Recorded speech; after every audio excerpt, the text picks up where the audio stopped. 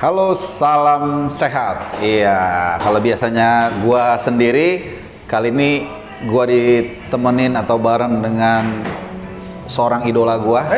Idola, itu tidak bisa dibantah. Senior gua juga yang gua kagumin.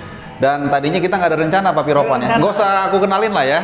Nggak usah dikenalin. Justru kalau kita rencana bisa batal. Iya benar. Begini-begini ya enak ya. Tadi terus terang kita lagi duduk-duduk ngobrol santai sama ya teman-teman Bang Wes yang lain, dan Papi udah mau pulang, tiba-tiba nggak dapat Grab mulu karena hujan mungkin Papi ya. Iya. Tiba-tiba memang udah jalan-jalan kita. Ya, ada faktor luck juga sih. Faktor luck juga. Aku yang beruntung. Aku yang beruntung, dan ternyata aku ajakin Papi kita ngobrolin bola deh. Kan besok langsung Papi mau. Thank you Papi ya udah luangin waktu. Kalau buat Rinda Harpa sih apapun bisa. Makasih Papi. Apapun. Ini bisa aja nih. Oke, kita bahas Indonesia aja nih Papi ya. Yang lagi mau main hari Rabu malam jam 7.30. Leg pertama ya? Leg pertama. Nah, ini kan Papi pasti udah ngikutin pertandingan pertemuan ini sejak mungkin 90-an ya. Bahkan mungkin 80-an. Nah, mungkin Papi punya catatan dulu nih terkait head to head pertemuan Indonesia dengan Garuda dengan Gajah Perang. Garuda lawan Gajah Perang. Nggak usah terlalu jauh, nanti kita sampai besok pagi kita ngobrol. Jadi kita lihat aja di Piala AFF ini dalam 5 pertemuan terakhir aja. Ya. Di mana kita itu di 5 final ya. Kita kalah terus kan. Ya. Kita hanya menjadi runner up, dan 3 di antaranya itu kita kalah dari Gajah Perang. Thailand ya. Thailand. Ya. Kebetulan saya nonton di 2016. Ketika di Pakansari, ya. Dan itu menjadi referensi saya untuk ketika kita ada di final saat ini juga di leg pertama. Ya. Jadi kita punya modal kuat sebenarnya kalau bisa melihat di sini untuk bisa mengalahkan lawan. Orang bisa mengatakan bahwa di atas kertas Thailand, tetapi di atas lapangan. Ini kan mainnya kan bukan di atas kertas ya Papi ya, di atas lapangan. Ya. Kemudian kalau sebelum-sebelumnya kan kita harus ke Raja Manggala, ya kan, di Bangkok. Itu terus terang berat ya. Iya, berat. Kita harus itu pun kita hanya kalah 2 kan. Kita ya, menang 2-0. Ya, di sini kita menang 2-1, di Raja Manggala kalah 2-0. 2-0. Ada satu kartu merah dari Abdul Estaluhu waktu itu ya. Tetapi kalau melihat di sini, kalau melihat dari kita bisa menang, jadi kenapa kita tidak bisa menang kalau dalam final kali ini? Masih bisa, masih punya peluang untuk bisa menang ya. Memang kalau dari head to head, ya saya udah bilang kan kita kalah 3 kali. Siapa tahu kita dalam final ke-6 ini keberuntungan ada di kita, karena kalau kita mau tersisih, Bung Harpa, kita udah kalah di semifinal kemarin kan? Betul. Bayangin main 9 orang, kita 11 sampai menit 87. Tuan rumah bisa unggul, bahkan 2-1. Ada penalti lagi sempat dapat ya. Kan gol balasan pertama Aran untung ada VAR. Kalau ada VAR kan bisa kena juga. Betul. Yang ada pelanggaran. Oh, yang 2 sama ya. Yang pertama Aran bikin gol yang bisa menjadi 87 kan? Iya. Kemudian kita juga ada pelanggaran seperti Rahmat Irianto pukul pemain lawan kan? Iya. Wah, itu sudah pasti itu kena benar itu. Oke, karena tadi Pak Piropan menyinggung soal Rahmat Irianto, ini kan kalau kita lihat diawali dengan keraguan-raguan dia ketika mau mengantisipasi bola. Dia ada lawan di belakang. Dia agak berhenti dulu. Iya, harusnya kan menurut aku tuh harusnya dia clearance saja karena dia nggak ngeliat lawan. Nah, ada masalah apa di lini belakang kita, Papi? Kalau bilang masalah, sebenarnya memang berat ya. Kalau bisa masalah itu ada terus, karena kita lihat pertandingan lawan Kamboja 4-2. Iya. Laos masih bisa bikin gol 5-1 kan? 5-1 betul. Nah, kecuali lawan Vietnam, karena memang kita bertahan. Diinstruksikan itu diperintahkan untuk bertahan total. Betul. Jangan sampai kita kalah. Dan kita berhasil. Tidak kalah. Nah, dan Vietnam tidak bobol. Betul. Walaupun 20 kali attempts ya. Iya. Percobaan menembak cuma 1 kali dia on target. Target benar kan? Jadi kita berhasil. Walaupun kita kalah 70-30 dalam presentasi itu di lapangan penguasaan bola. Namun ini berhasil. Tapi setelah itu lawan Malaysia kita kebobolan juga. Gol pertama. Betul. Kemudian ada 2 kali di lawan Singapura. Kita kebobolan terus 1-1 dan 4-2. Bahkan kita 9 tadi kan, Singapura bisa membuat gol di saat mereka 9 orang. Jadi masalah memang di belakang ini yang perlu dibenahi oleh Sintayong. Dia sebagai pelatih pasti lebih tahu lah. Iya kan? Cuma kan ini kan bobol terus. Betul, pasti ada something. Berarti ada sesuatu yang nggak beres.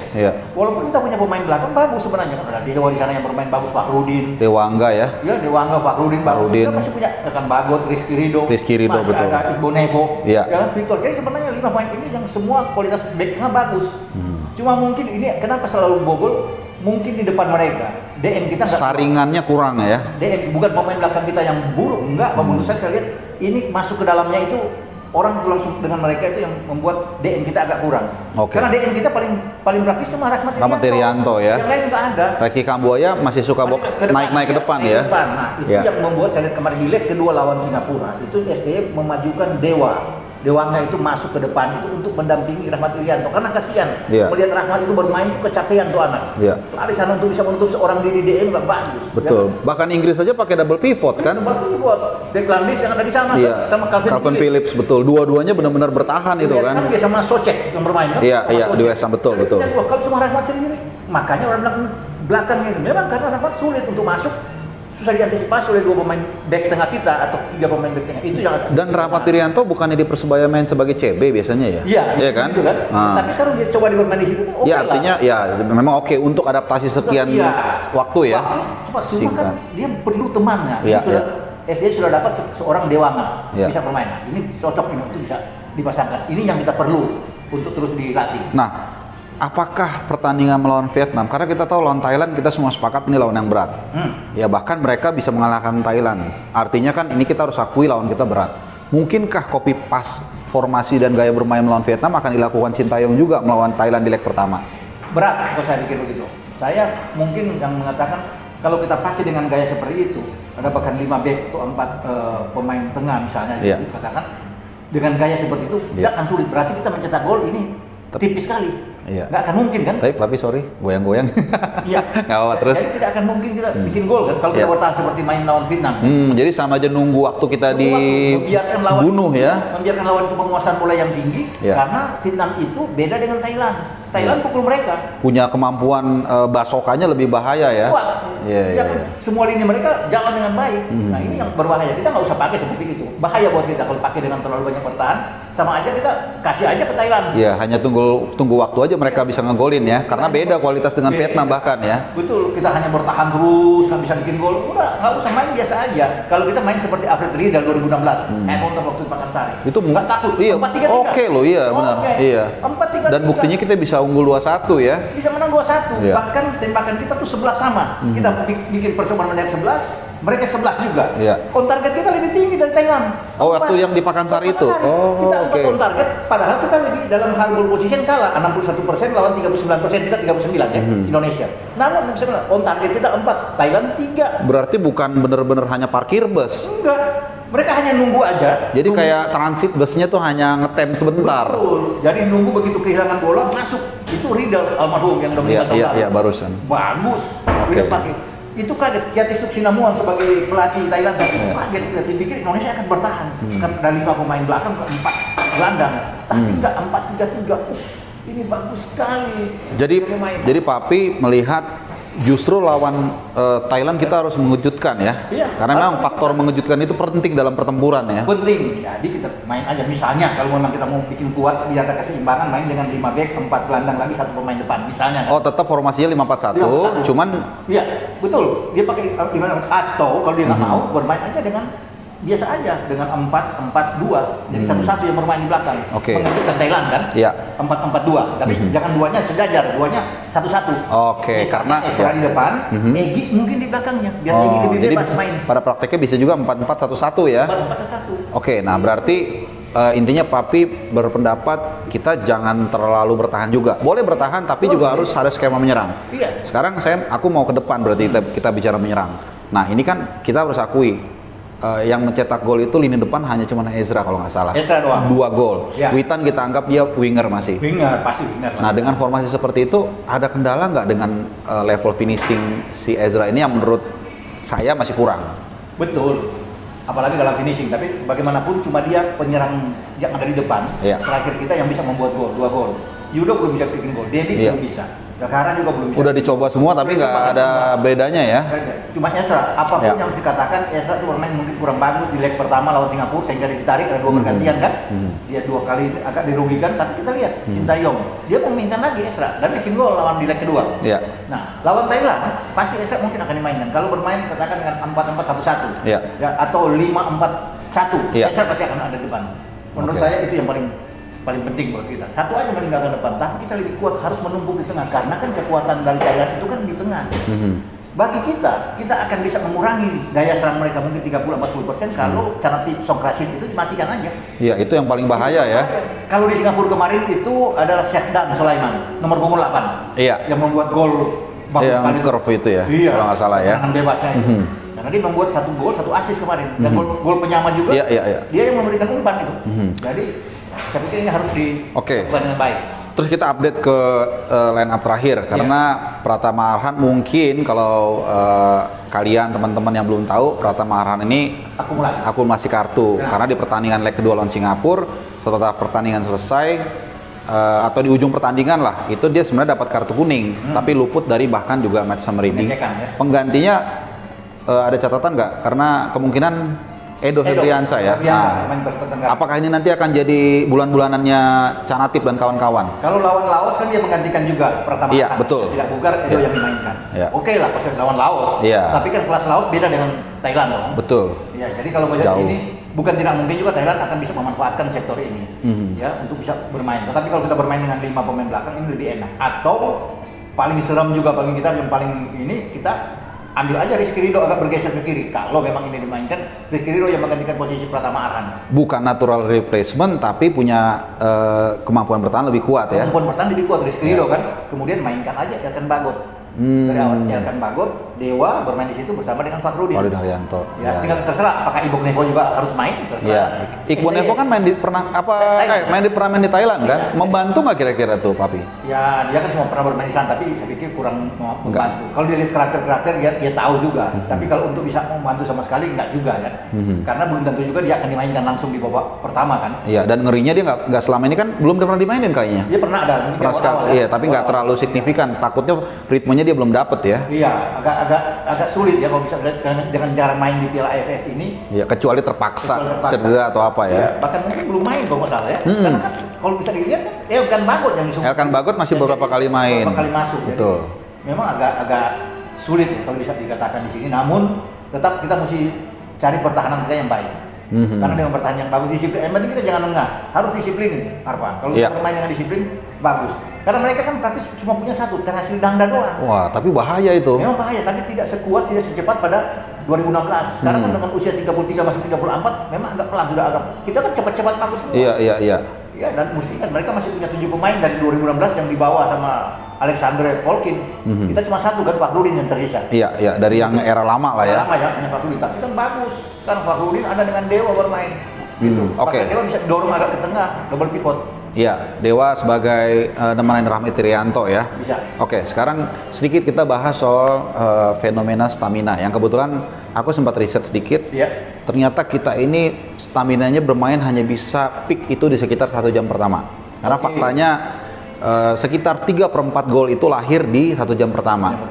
Ini apakah ada masalah memang asupan kita dari kecil pemain ini seperti itu atau memang permainan silabus kita tuh kurikulumnya tidak mengajarkan bermain secara endurance selama 90 menit.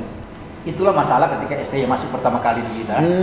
Yang dia lakukan di situ adalah dia lihat pertama adalah fisik kita, ya kan, stamina kita. Itu yang digenjot habis.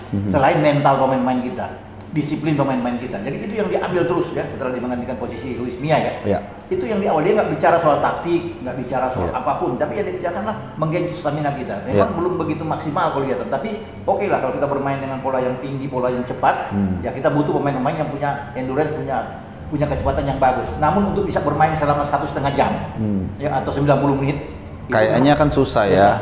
Untuk saat ini ya, mungkin akan ke depan itu akan step by step akan perbaiki. Itu jangka panjang lah ya. Panjang. Gitu ya. Kita paling tidak bermain 1 jam aja udah cukup. 60 menit aja betul. udah. Habis itu rapatkan barisan kan. Kalau kita sudah unggul misalnya kita katakan kita bisa mencuri gol ke Iya. gawang Thailand. Nah, itu kita bisa bermain dengan lebih ke dalam setelah di atas 60 menit ya. Atau bahkan kalau mungkin menurut saya ya, kalau 80 menit pun kita imbang, amankan dulu aja tuh satu leg pertama. Jangan kalah dulu. Iya, jangan kalah dulu kan. Artinya bikin juga Thailand ini agak frustrasi juga. Kalau kita punya pertahanan yang bagus, pasti frustrasi. 2016 begitu juga. Padahal kita cuma pakai 2 back. Cuma Hansa Muyama, sama ini si Fakhrudin Haryanto ya. Berdua, iya kan? Udah enak di kanan tuh Beni Wahyudi, di kiri Abdul Estaluhu. Kiri ya, kipernya Kurnia Mega dulu Papi ya. Mana hati Lestusan di sini kan? Bayu Pratana. Bayu Pratana ya. Stefano Lillipali. Mantap itu ya. Mantap 3. Yang akhirnya juga membuncah di Asian Games itu sebagian besar ya. Betul, itu dia kan Andi Firmansyah. Andi Firmansyah. Ya kan Rizky Pora di kiri. Iya, iya. Ya Rizky Pora ya. Mantap ya. Yang bikin gol Rizky Pora. Iya. Membuat 1-1 itu skillnya bagus sekali tuh. Iya. Dia dribbling, dia tembak tuh masuk ke pojok sama gol Hansam. Oke. Nah, sekarang sebelum kita bicara soal psikologi nih, kita bicara lagi satu dua pemain penyerang winger yang ini menarik. Soal Witan Sulaiman. Menurut Papi bagaimana, apakah dengan dia merantau ke Eropa ini ada impact ya menurut Papi? Saya pikir ada. Kalau dia mungkin bermain di Indonesia agak kurang. Jadi pengalaman dia dapat di Eropa bagus dan kita bisa melihat dia kan pemain yang bagus sekali di kanan dan selalu memberikan crossing dengan sangat baik. Menjadi pemain pilihan bagi Sintayong. Kemarin gol pertama kita itu dibuka dari Witan. Oke, dia masuk dari sisi kanan, crossing dan diselesaikan oleh Ezra. Iya, betul. Jadi ini pemain yang sebenarnya bagus, punya apa ya, skill bagus, visi juga bermain dia. Tenang juga ya, Pak. Tenang ya. Itu megang bola bisa gitu, sama seperti Egy. Iya, nah. Cara megang bola ini beda dengan Ezra sulit pegang bola, sering lepas-lepas itu. Kalau Egy gimana, Papi? Egy oke. Dan maksudnya dia juga kan baru berapa hari dia menginjak kaki di Singapura, karantina kalau nggak salah ya. Kemudian baru main. Oke, kemarin dia bagus ya sebagai super sub. Kira-kira nanti di pertandingan nanti seperti apa posisi dia? Apakah starter atau dia akan masuk sebagai bangku cadangan menurut Papi nih? Kalau saya pasti mungkin ya STY akan coba untuk bermain dia sebagai super sub. Super sub untuk menggantikan Ezra Walian bisa aja siapapun. Kalau bermain dengan 5-4-1 tapi bisa juga kalau mau bikin gebrakan, bikin kejutan. Iya, karena Sintayong suka bikin aneh-aneh juga kan. Bisa aja nggak usah main Ezra, main Egy biar kaget sih. Kan? Siapa Polkin ya? Iya. Jadi kalau dengan Egy main, wah ini lebih kencang nih. Egy ada sana, kemudian Witan. Karena Egy itu kita butuhkan pemain seperti dia. Bagaimana ketika di perpanjangan waktu melawan Singapura, Anda bisa lihat bagaimana penetrasi dia masuk kan di antara beberapa pemain dan itu membuat gol bunuh diri. Betul. Dia masuk itu, itu yang dibutuhkan ketika memang deadlock sulit untuk masuk, pertahanan lawan kuat, dibutuhkan pemain seperti Egy. Yang punya skill bagus, punya penetrasi ke dalam, dribbling yang oke. Dan keberanian dia. Dan aku rasa keberanian yang kata kunci Papi itu mungkin juga karena dia bermain di Eropa. Iya. Jadi dia tidak inferior ketika harus menghadapi siapapun, dia berani. Oh, gue juga di sana pernah gitu ya. Benar. Karena dia terbiasa bermain dengan Eropa dengan bule-bule yang mempunyai badan yang tinggi, pemain-pemain belakang yang kekar. Ketika dia bermain ketemu dengan Singapura apa semua, percaya diri. Percaya diri naik ya. Itu yang penting, bahwa pemain harus percaya diri menghadapi lawan siapapun. Dia lihat Singapura, apalagi Thailand. Bisa dia masuk. Itu berani sekali dia bisa masuk itu mengambil keputusan, itu yang dibutuhkan oleh pemain kita, mengambil keputusan yang tepat, tetapi juga dengan kemampuan teknik, skill individu yang mumpuni ya, nggak asal-asal gebrak-gerebuk, terarah sekali masuknya, lihat ketika dia kontrol bola, dia lihat dulu pemain bisa ada dua cara dia masuk, bagus. Jadi antara skill, kemampuan, intelijensi dan juga mental meningkat ya, dan juga jangan lupa nih asupan gizi juga berpengaruh ya kalau main di Eropa. Jadi kalau di Eropa banyak yang dapatkan kan, bahasa juga pasti. Bahasa gizi, bahasa, gizi. Apalagi dia dapat sana tuh. Tadi mentalitas itu. Selain mental dia dapat sana, disiplinnya. Disiplin juga ya. Itu yang penting. Iya, kita harus akui lah di sana lebih disiplin. Sarana stadion, Betul. Iya, bagus. Oke, jadi itu buat mungkin juga bagus Kavi ya yang lagi sedang memupuk masa depannya juga jangan putus asa. Karena mungkin belum sekarang, mungkin tahun depan baru mulai pelan-pelan naik dan paling enggak banyak manfaat yang bisa didapat selama dia merantau. Lebih banyak pemain kita yang ke Eropa lebih bagus. Iya, atau ke luar negeri lah, kayak Asnawi ke Greeners kan, ke Korea. Hansan Greeners. Nah, ini pertama saya dengar mau di tim Korea juga. Iya. Sintayong. Iya, sebaik mungkin kita ekspor pemain kan. 8-10 pemain di luar. Masa nggak ada yang nyangkut jadi 4 atau 5 kan? Iya, bagus sekali buat kita itu. Nah, kembali kita ke Thailand lagi deh. Karena tadi sedikit agak bicara yang berat ya. Nah, kita tahu ini kan seperti aku ingat 2016 nih. Jerman ketemu Italia. Rekornya kan susah waktu itu menang Papi ya. Ya kemudian orang bilang susah tapi ternyata Jerman menang. Mungkin nggak hal ini terjadi dengan Indonesia lawan Thailand? Karena rekor kita kan selalu kesulitan kalau ketemu Thailand. Nah, itu yang saya bilang tadi. Kenapa di Pakansari ketika Thailand diunggulkan bagus? Karena di grup juga kita nggak bisa menang lawan Thailand waktu itu di Pakansari. Di Indonesia dari grup. Dan kita menang susah payah melawan Vietnam. Dua-dua di Hanoi, dramatis juga. Menang di sini 2-1. Tapi kan kita bisa menang. Lawan Thailand, orang bisa mengunggulkan Thailand 60, 40, 70, 30. Tapi Indonesia menang. Bisa dibayang mana bisa. Kita mungkin bisa menang main di Singapura netral begini. Iya, sama-sama di kandang lawan. Dan mungkin kita akan lebih banyak fans ya aku rasa, Papi ya kan. Karena kemarin kata temenku 1 jam dibuka tiket langsung habis, banyakan pemain Indonesia fans Indonesia yang beli. Nah, selama ini kan yang paling ini di kita agak sedikit minder. Pemain kita kalau ketemu dengan Thailand yang gitu. Nah, sekarang jangan. Masuk lapangan kepala tegak semua, lihat. Anggap saja lawan Malaysia atau lawan Singapura. Iya. Jangan dulu minder. Ini kan Sintayong selalu bilang mental pemain kita harus diasah betul. Dan mungkin CV dia sebagai pelatih Korsel pernah mengalahkan Jerman, kemudian melatih klub juga dia pernah membawa juara AFC. Mungkin inilah saatnya dia untuk menularkan mental itu ya. Pasti harus begitu. Dan pemain-pemain putarlah video yang 2016 itu dulu, leg pertama di Pakansari. Tuh masukan tuh buat Sintayong. Kalau mereka putar itu video itu melihat itu bagaimana. Kalau Korea Selatan aja bisa ngalahin Jerman, kenapa kalian tidak bisa ngalahin Thailand yang serumpun ya Papi ya? Kita bisa menang kok. Sama Thailand waktu itu 2-1, mana bisa. Kita nggak bertahan. Iya. Mau bertahan cuma menunggu, tapi kita counter attack kita menakutkan buat mereka. Iya. Buktinya kita bisa 11 kali menembak, mereka 11 kali. Berarti nggak beda-beda jauh. Sama-sama makan nasi. Makan nasi. Thailand kecuali makan batu. Beda, ya kan? Jadi kita itu yang penting mental. Kita disiplin di lapangan. Iya kan? Bagaimana jangan dengar pemain belakang. Menjaga daerah atau menjaga lawan tetap konsen menang. Nah ini catatan sedikit mungkin ketika melawan Singapura itu bahkan ketika kita 9 orang di lini belakang kita kayak panik bahkan melakukan pelanggaran yang nggak perlu dan salah satunya membuat tendangan bebas dan akhirnya kebobolan tuh. Itu dia. Karena mungkin saya lihat ini kenapa itu bukan soal apa ini kecapean juga nih apa pemain-pemain kita terlalu lelah apa semua dan panik. Sebenarnya nggak boleh adanya begitu kan. Iya. Kita 11 pemain kok. Iya itu dia. Iya. Kenapa? Cuma mungkin masalahnya waktu mereka terlalu banyak membiarkan Sak dan Soleman tuh mengendalikan bola. Kan dari awal kalau bilang Sak dan nomor 8 ini diambil aja sekaligus. Iya. Langsung dari pertama diredam discidrain Ya kalau perlu diciderain lah. Iya. Karena dia memang pemain kunci. Bahaya dan itu ya. Terbukti 2 gol mereka itu datang dari Sak dan 1 umpan dia, asis 1 tendangan bebas dia. Jadi memang kelihatan ini pemain berkelas. Untung bukan penalti yang ambil. Iya. Karena dia bisa ambil penalti. Bahaya juga itu ya. Karena lebih berpengalaman ya. Ramli yang sok-sokan kasih gua dulu ambil.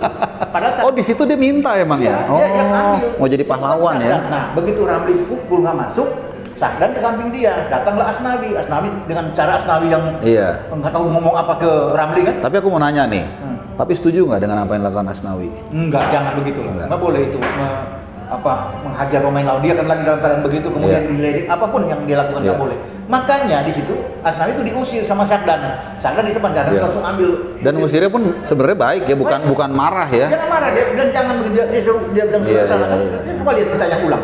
Nggak reaktif ya. Iya. Makanya Sakdan mungkin bilang ke Ramli itu, tahu kan gua yang ngambil, karena gua memang yang biasanya ambil penalti, tiba-tiba Ramli yang ambil. Tapi memang jalan kita juga. Iya, untuk ke kitanya bagus ya. Kita memang harus ke final. Ya kan? Supaya ada konten. Kalau enggak akan kok Sakdan ambil. Udah kita nggak bisa bikin konten lagi, tapi juga ada hiburan lah Papi sampai tahun baru kita bisa merasakan menikmati, apalagi kalau bisa menang karena moto Papi tadi nothing is impossible. Ya walaupun mungkin kalau Papi setuju ini tidak mudah ya melawan Thailand ya. Berat sekali. Lawan Singapura aja mereka main dengan 11 pemain cadangan menang 2-0 lawan Singapura. Singapura pemain inti 11 pemain lagi. Apalagi kalau lihat dari situ kan agak jauh tuh, tapi dalam sepak bola bisa terjadi, Bos. Iya. Nah, itu di Pakansari itu, putar aja itu anak sebelum main nonton tuh pertandingan itu. Wah, termotivasi tuh main tuh. Bagaimana mereka bisa gol Rizky Pora meliuk-liuk gol. Iya, di situ dan bola masuk. Wah, luar biasa itu. Kita bisa main sama mereka. Jadi di tengah euforia yang luar biasa ini tetap ada optimisme. Harus ada. Tapi juga harus tetap kita hati-hati. Tidak ada yang tidak mungkin. Tetap kita bekerja keras. Kalau tadi masukan atau analisa dari Papi, kita bisa lihat video bagaimana tahun 2016 kita bisa menang lawan Thailand di leg pertama. Kemudian juga mungkin kalau siapa tahu Sintayong dengar video waktu kamu memenangkan pertandingan melawan tim kita Jerman, tapi tim di Eropa ya, bukan tim di sini. Itu bisa menjadi motivasi buat mereka. Jadi nothing impossible, but possible must be chasing. Sedikit catatan buat Papi untuk pertandingan leg pertama, mungkin kira-kira hasil apa yang Papi inginkan atau kira-kira seperti apa nanti pertandingan leg pertama? Mungkin terlalu muluk sekali kalau kita bisa menang, karena kita tahu realistis bahwa Thailand hebat, Thailand kuat. Oke, ya Sintayong juga mengakui itu. Namun bagi saya jangan kalah. Imbang aja bermain udah bagus. Jangan kalah dulu nih. Jangan kalah dulu. Paling enggak. Imbang aja 0-0 1-1 udah cukup buat kita untuk bisa penentuannya terjadi di tanggal 1 Januari ya. Itu akan habis-habisan kan. Kita paksakan juga adu penalti. bukan tidak mungkin kita bisa menang. Iya. Itu yang paling penting, jangan kalah dulu. Kalau kita kalah kan agak repot. Ya. Ya, tapi kalau kita bisa menahan, itu yang pesan saya, kita bermain aja, disiplin aja. Fokus, jangan kehilangan apa-apa, jangan lengah. Ya. Kita akan bisa paling tidak mengatasi mereka dengan imbang. Itu dulu. Itu dulu melawan Thailand. Oke. Ini kita udah lumayan lama nih. Biasanya 11-15 menit, ini 20 menit lebih. Waduh. Tapi memang aku aji mumpung nih, kapan lagi bisa ngobrol lama dengan Papi Ropan. Siap. Tadi udah cukup banyak ya, tadi dijabarkan dengan gamblang Ya. bagaimana nanti kira-kira jalannya pertandingan final AFF Cup 2020. Papi mengatakan minimal jangan kalah dulu, ya siapa sih yang nggak mau menang, tapi Iya masih dong. ada leg kedua 1 Januari, dan juga sedikit catatan tadi soal attitude kita, semoga lebih diperbaikin karena mereka adalah role model. Karena pelatih sudah mengatakan, ayah Asnawi sudah mengatakan, Papi juga sebaiknya kita respect dengan lawan, bukan berarti kita lembek, tapi juga ada nilai-nilai sportivitas di situ. Papi, terima kasih banyak atas waktunya. Semoga sehat-sehat, semoga juga Indonesia bisa memberikan kejayaan bagi masyarakat Indonesia di tengah pandemi ini untuk menjadi imun ya. Oke, thank you Papi dan salam olahraga.